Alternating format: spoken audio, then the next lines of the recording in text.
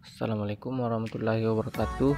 Perkenalkan, nama saya Muhammad Yusril dari kelas PTE 01 dengan NIM 192404010.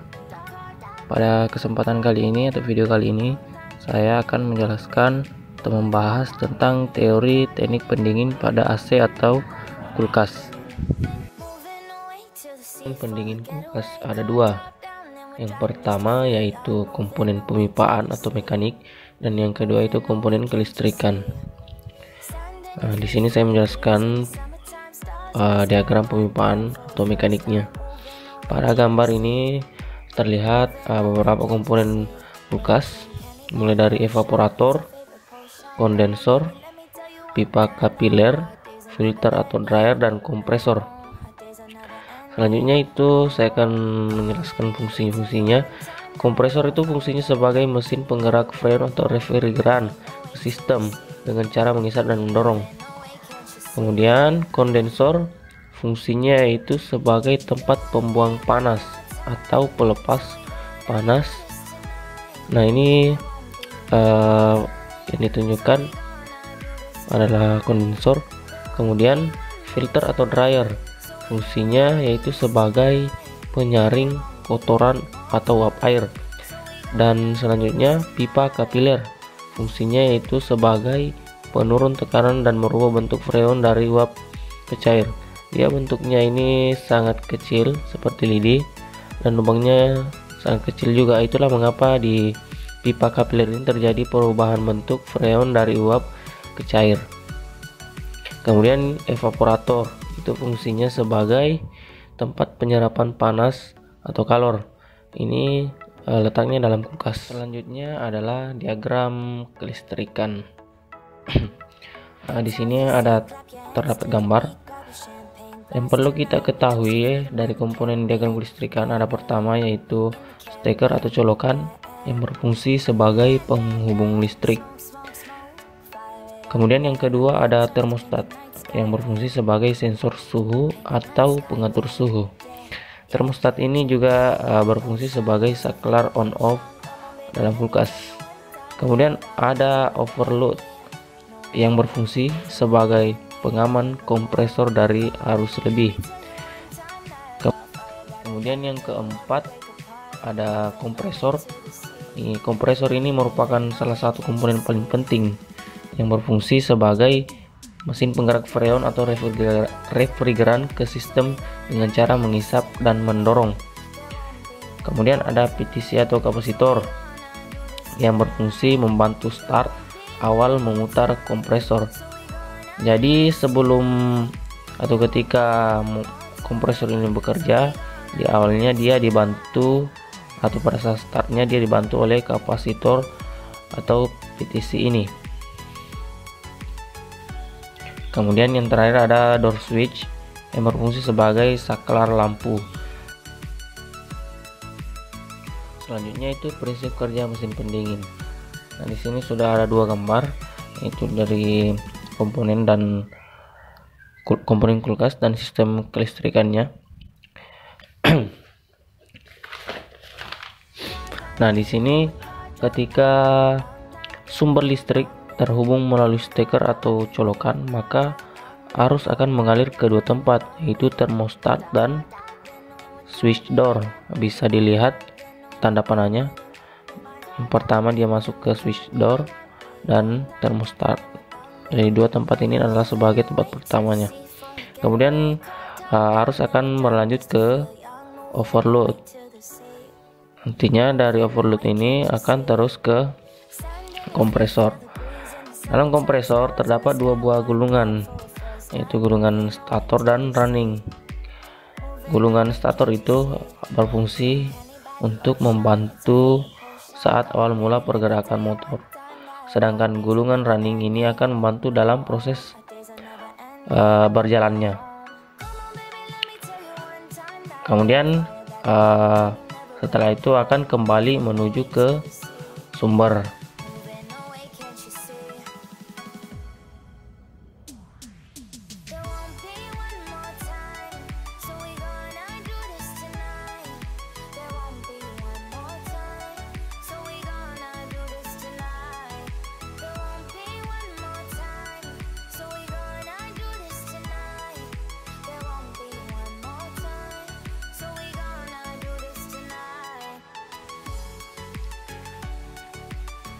Kemudian pada kulkas, dari kompresor, awalnya dari kompresor, kemudian masuk ke evaporator dan diolah di kondensor, selanjutnya masuk ke filter atau dryer, kemudian ke pipa kapiler dan kembali lagi ke evaporator. Dari evaporator nanti ini akan kembali ke kompresor lagi. Proses ini akan terjadi berulang kali. Nah, dalam prinsip kerja pendingin ini, termostat ini berfungsi sebagai pengatur suhu.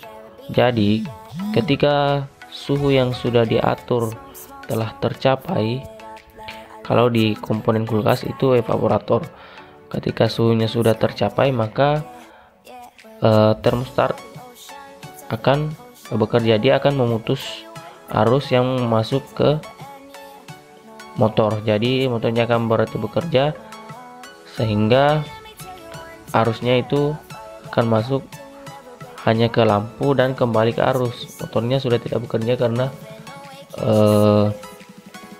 suhunya sudah tercapai.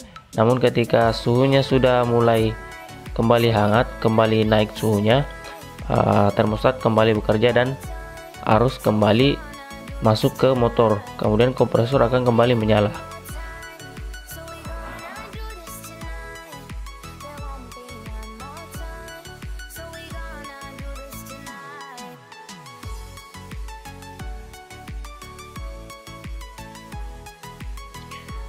Begitu pula dengan yang ada pada evaporator. Ketika evaporator telah membaca suhu yang ditetapkan telah tercapai, maka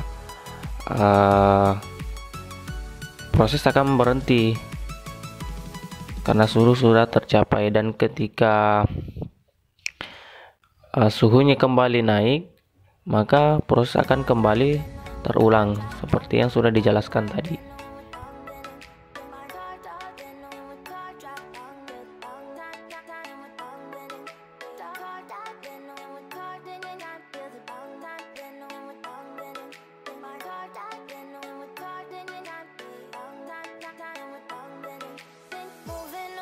To the sea for a getaway, car top down and we're driving just to feel young. Moving away to the sea, moving away, can't you see?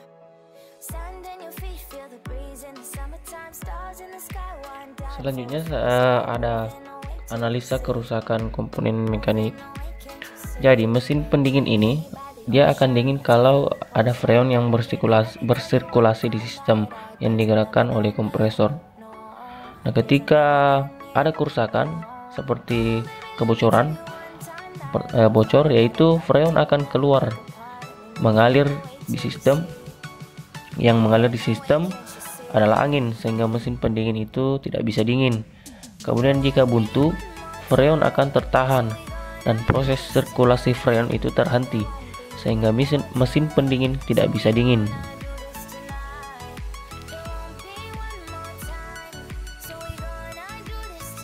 Kemudian ketika kompresor macet, itu akan menyebabkan freon tidak bisa bersirkulasi. Selanjutnya yaitu analisis kerusakan komponen kelistrikan. Nah, prinsip kelistrikan yang ada itu menyalakan dan mematikan kompresor secara otomatis. Jadi ini semua berlangsung secara otomatis. Selanjutnya ada beberapa komponen yang sering rusak. Yang pertama yaitu termostat. Jika termostat ini rusak, maka kerja dari motor akan terpengaruh karena termostat ini yang mengatur suhu. Jadi ketika termostat rusak, maka arus yang mengalir juga tidak lancar. Kemudian overload. Ketika overload ini rusak, nantinya arus tidak bisa mengalir. Yang tadinya dari termostat, dia tidak akan bisa sampai ke motor atau kompresor. Selanjutnya yang sering rusak juga yaitu PTC atau kapasitor. Jadi kapasitor ini yang tadinya berfungsi sebagai pembantu motor para penggerak mulanya atau startnya, ketika dia rusak maka dia tidak bisa berfungsi. Dia tidak akan bisa membantu motor dalam awal geraknya. Selanjutnya komponen yang sering rusak juga yaitu kompresor. Ketika kompresor ini rusak, maka proses pendinginan juga akan terhambat. Selanjutnya yaitu kabel.